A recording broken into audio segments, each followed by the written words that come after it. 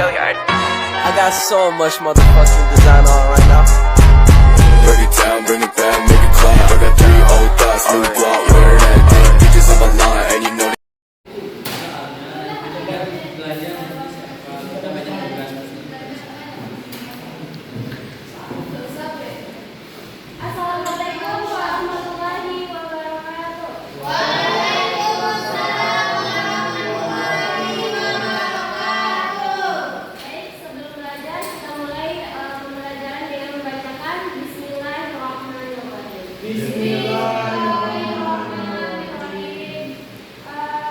Langsung saja pembelajaran kita pada hari ini. Adapun tujuannya,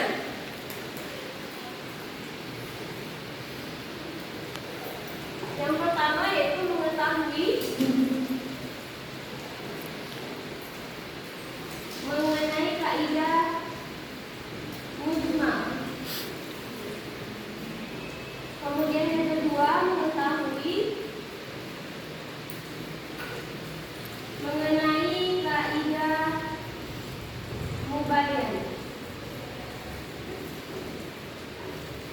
Sebelumnya, apakah sudah ada yang pernah belajar mengenai mujmal dan mubayyan ini? Belum. Jadi masih pembelajaran yang baru ya untuk anak-anak itu semua mengenai mujmal dan mubayyan ini. Ya, Bu. Oke, kita akan mempelajari supaya lebih cepat dapatnya atau lebih cepat memahami. Langsung saja keduanya kita bandingkan. Bagaimana kaidah mujmal dan bagaimana kaidah mubayyan itu.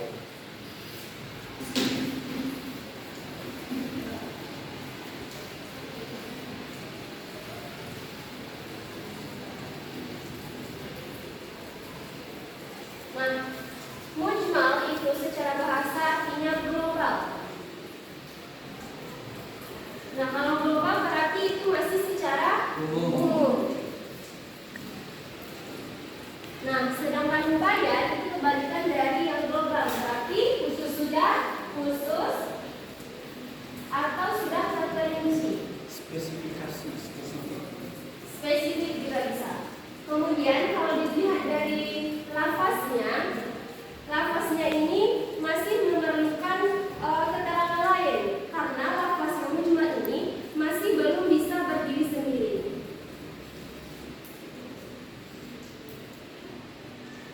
Membutuhkan keterangan lain.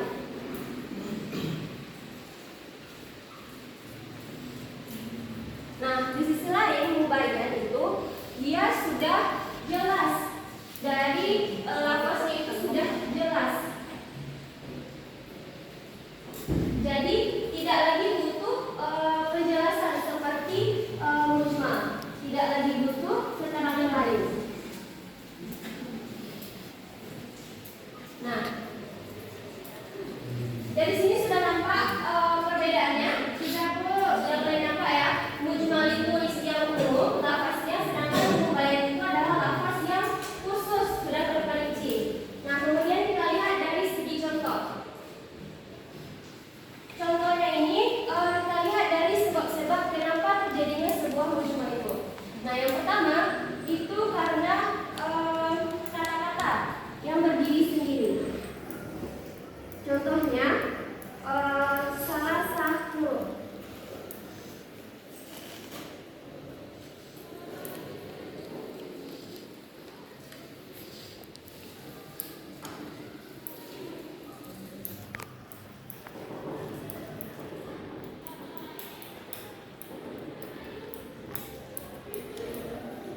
Nah, salah satu atau arti salah satu?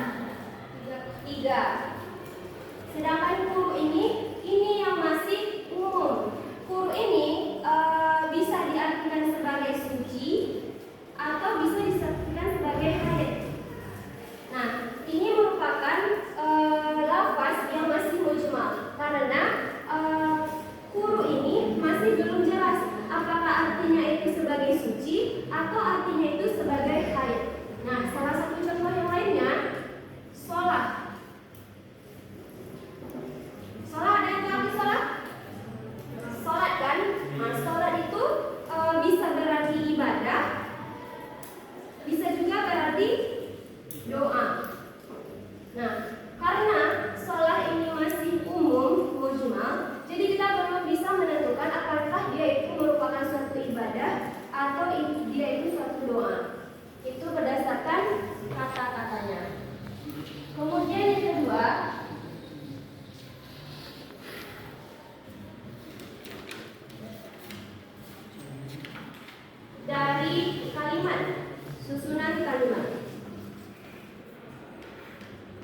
Dikatakan dalam surah Al-Baqarah itu ayat yang menjelaskan bahwa memaafkan atau dimaafkan itu merupakan kekuasaan dari orang yang dalam ikatan pernikahan, orang yang membuat kekuasaan pernikahan. Nah, yang dikatakan pemegang kekuasaan pernikahan ini tentu kita masih belum jelas apakah itu wali atau itu calon suami. Karena yang memegang kuasa atau yang melakukan ijab kabul itu adalah wali dan calon suami. Kemudian yang ketiga, lafaznya itu sudah jelas. Contohnya itu Al-Qari'ah. Nah, Al-Qari'ah apa artinya? Hari kiamat. Hari kiamat itu masih umum. Kita belum tahu kapan terjadinya hari kiamat. Kita belum tahu. Kemudian seperti apa hari kiamat itu? Kita masih belum tahu. Karena itulah dia tergolong kepada lafaz yang mujmal. Nah, seperti itu kira-kira contoh dari yang mujmal ini. Kemudian mengenai mubayan ini atau lafaz yang jelas ini itu dapat kita lihat yang pertama, mubayan dari perkataan. Nah, dari perkataan ini itu bisa dari perkataan Allah melalui kalamnya, yaitu Al-Quran. Nah, dari Al-Quran tersebut langsung Allah jelaskan dengan keterangan-keterangan yang ada dalam Al-Quran tersebut. Kemudian mubayan dengan apa lagi kira-kira? Setelah dengan perkataan berarti dengan perbuatan. Nah, ini biasanya dilakukan oleh Nabi Muhammad melalui hadis ataupun sunnah.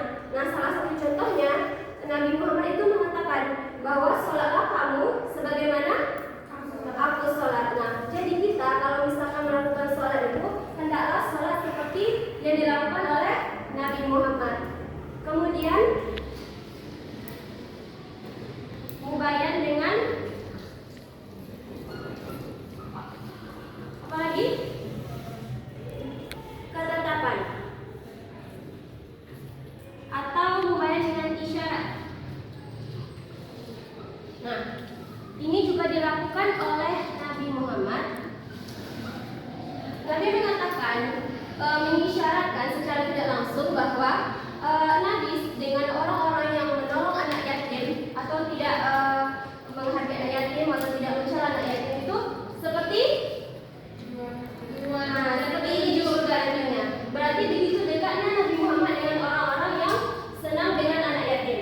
Itu merupakan salah satu contoh mubayan dari isyarat.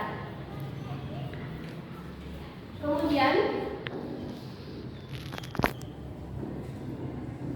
mubayan dengan apa lagi kira-kira? Setelah dengan perkataan, perbuatan, isyarat,